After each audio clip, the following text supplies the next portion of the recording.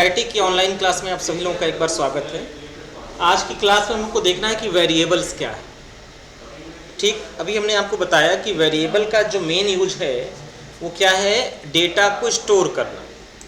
Variable एक container की तरह काम करता है जिसका मेन यूज होता है क्या, डेटा को स्टोर करना।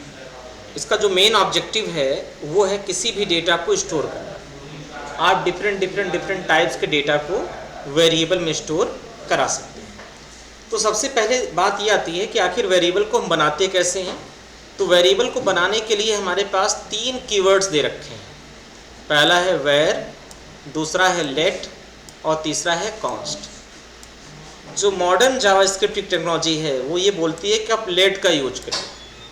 लेट, वेर और कॉन्स्ट में थोड़ा सा डिफरेंस है, अभी हम आगे इसको डिस्कस करेंगे। अभी बस ये समझ लीजिए कि हमको वेरिएबल बनाने के लिए 3 टूल्स दे रखे हैं। या तो हम लेट कीवर्ड का, या फिर वेर कीवर्ड का, या फिर कॉन्स्ट कीवर्ड का क्या कर सकते हैं, यूज कर सकते हैं। किसके लिए, जावास्क्रिप्ट के वेरिएबल को बनाने के लिए।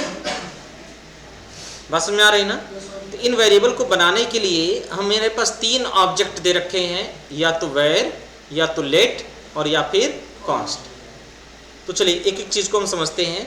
हम वेरिएबल को क्रिएट कैसे करते हैं और वेरिएबल में हम डेटा को स्टोर कैसे करते हैं, ये चीज़ हमको समझना है।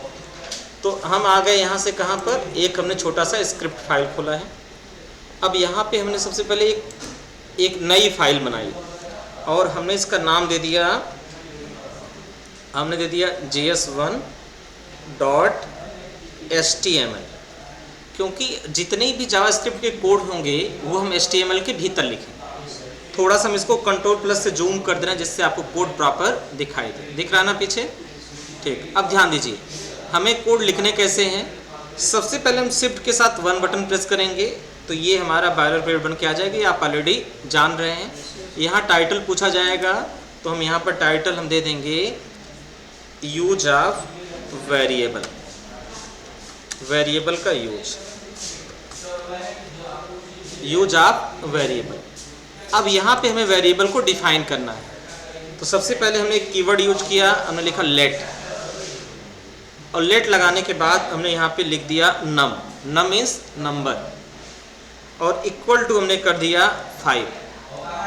तो जब ये कोड हमारा चलेगा तो होगा क्या, कंप्यूटर की मेमोरी में, ध्यान दीजिए हमारे कंप्यूटर की मेमोरी में एक छोटा सा ब्लॉक बनेगा।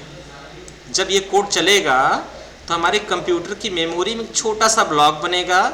इस ब्लॉक का नाम क्या होगा, नम। इसका नाम हो जाएगा नम, और इसमें स्टोर क्या होगा, इसमें स्टोर होगा हमारा 5।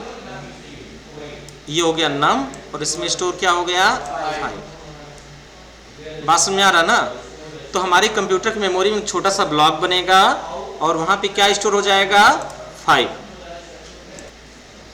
तो यहां पर हमारा क्या है, यहां पे हम एक ब्लॉक बनेगा जिस ब्लॉक का नाम क्या होगा, नम, और यहाँ पर स्टोर क्या होगा, 5। अब ये 5 क्या है, ये 5 फिक्स हो गया पूरे प्रोग्राम में। अब इस 5 को प्रोग्रामर ही चेंज कर सकता है, यूजर इसको चेंज नहीं कर सकता। प्रोग्रामर मतलब हु क्रिएट द प्रोग्राम, हम प्रोग्राम बना रहे हैं तो हम प्रोग्रामर। अब इस कोड को अगर हम किसी यूजर को दे दें तो यूजर जाकर उसको चेंज नहीं कर सकता। हमने एक दूसरा वेरिएबल बनाया, हमने लिखा लेट, हमने लिखा यहाँ पर num2 और इक्वल टू कर दिया 10। ध्यान दीजिए पहले वाले का नाम हमने दे दिया num1 और दूसरे वाले का नाम क्या दे दिया, num2। तीसरा एक और वेरिएबल बनाते हैं लेट, और इसका नाम दे दिया sum और इक्वल टू कर दिया num1 प्लस num2। अब ध्यान दीजिए, अब हमें यहाँ पे रिजल्ट को प्रिंट कराना है। तो हमने यहाँ पर क्या लिखा, हमने लिखा यहाँ पर डॉक्यूमेंट, हमने यहाँ पर स्क्रिप्ट टैग हम लगाना भूल गए थे, तो पहले हम यहाँ पे स्क्रिप्ट टैग लगाएंगे। हमने यहाँ पे लगा दिया स्क्रिप्ट टैग। जावास्क्रिप्ट के जो भी कोड होंगे वो कहाँ पर लिखे जाएंगे, स्क्रिप्ट टैग के भीतर। तो ये सब कुछ कोड हमने यहाँ से किया कट, और कट करके हमने यहाँ पर कर दिया पेस्ट। इस तरीके से इसका अरेंजमेंट कर देते हैं प्रॉपर। ये हो गया हमारा क्या, स्क्रिप्ट टैग। अब स्क्रिप्ट टैग में हमें क्या करना है, हमें इसको प्रिंट कराना है, किसको, सम को। तो हम क्या करेंगे, हमें यहाँ पे लिखना पड़ेगा डॉक्यूमेंट डॉट राइट, और राइट लिखने के बाद हमने यहाँ पे हमने सीधे क्या किया, हमने सीधे सम को प्रिंट करा दिया। ध्यान दीजिए, ये हो गया। कंट्रोल यस से हमने किया स्थिर। अब अगर इस कोड को हम चलाएं तो हमें आउटपुट क्या मिलेगा, एरर दिखाएगा। क्या एरर आएगा, हाँ, क्या रिजल्ट आएगा, रिजल्ट में क्या प्रिंट होगा, हाँ 15 आएगा। अच्छा, जब हम पहली बार रन कराएंगे तो क्या आएगा, 15। अगर हम दोबारा रन करा दिए तो भी 15 ही आएगा। यानी रन टाइम करते समय इसकी वैल्यू क्या है, फिक्स है। हम इस कोड को जितनी बार रन कराएंगे उतनी बार रिजल्ट क्या आएगा, 15। Date is static. इसे क्या बोलते हैं हम प्रोग्रामिंग में, स्टैटिक। स्टैटिक का मतलब इसका नेचर बिहेवियर फिक्स है, इसका आउटपुट हमेशा फिक्स है, वो हमारा क्या कहलाता है, स्टैटिक। चलिए इसको हम रन कराते हैं। हमने गो लाइव के बटन पे किया क्लिक, जैसे हम क्लिक किया तो हमारे एक आउटपुट पर एक रिजल्ट आ गया, क्या, 15। ये चीज़ क्या हो गई, ये चीज़ हो गई बिल्कुल फिक्स। तो ये क्या हो गया, ये हो गया एक छोटा सा हमने वेरिएबल बनाया, और इस वेरिएबल में हमने छोटा सा 2 वैल्यू स्टोर कराया। उन दोनों वैल्यू को हमने आपस में जोड़ा, और जोड़कर उसको क्या करा दिया, प्रिंट करा दिया। जोड़कर हमने उसको क्या कराया, प्रिंट करा दिया। ये वेरिएबल का एक छोटा सा प्रोग्राम है, सबसे सिंपल है। इसमें कौन सी चीज़ें हैं, कौन सी चीज़ जो नहीं समझ में आ रही वो आप हमको बताएं। क्या चीज़ जो आपको समझ नहीं आ रही इसमें। तो अभी ये जो प्रोग्राम आपने देखा, इस प्रोग्राम को बोलते हैं स्टैटिक वेरिएबल, क्योंकि इनकी वैल्यू हमेशा क्या होती है, फिक्स रहती है। लेकिन अगर हम कुछ इस तरीके से चाहें, हमने लिखा यहाँ पर, हमने लिखा लेट और लिख दिया नेम, और नेम इक्वल टू हमने लिख दिया नाम। नाम क्या हो गया, पुष्कर। ठीक, नेम ने क्या लिख दिया, पुष्कर। अब अगर हम यहाँ पर लिखें डॉक्यूमेंट डॉट राइट, और राइट लिखने के बाद हम इसको कराएं क्या, नेम को कराएं प्रिंट, तो आउटपुट क्या आएगा, पुष्कर। ये स्क्रीन पर प्रिंट होके आ जाएगा। कंट्रोल यस से हमने किया सेव, एंड सेव करने के बाद हमने एक बार यहाँ पे क्लिक किया, दोबारा गो लाइव पर किया क्लिक। ऐसा करते ही यहाँ पर क्या लिख कर आ जाएगा, आउटपुट में हमारा पुष्कर आ जाएगा। लेकिन हम ये चाहते हैं कि जब ये प्रोग्राम चले तो पूछे enter your name, enter your name, then हम उसको प्रिंट कराएं।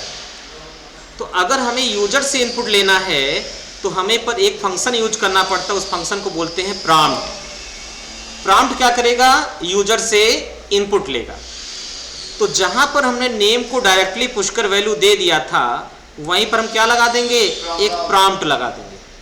तो हमने लिखा यहाँ पर प्रॉम्प्ट, ये हो गया हमारा प्रॉम्प्ट। और प्रॉम्प्ट के भीतर हमने डबल इन्वर्ट कामा के भीतर जो भी मैसेज हम देना चाहें यूजर को, वो मैसेज हम यहाँ पे दे सकते हैं।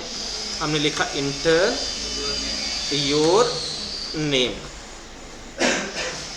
और यहाँ पर हमने क्या किया, यहाँ पर उसी नेम को हमने क्या करा दिया, प्रिंट करा दिया। अब देखिए ध्यान से, कंट्रोल यस से सेव, और सेव कराने के बाद जब इस प्रोग्राम को हम रन कराएंगे तो प्रोग्राम के रन होते ही सबसे पहले एक पॉपअप मैसेज आएगा, और वो क्या आएगा, इंटर योर नेम।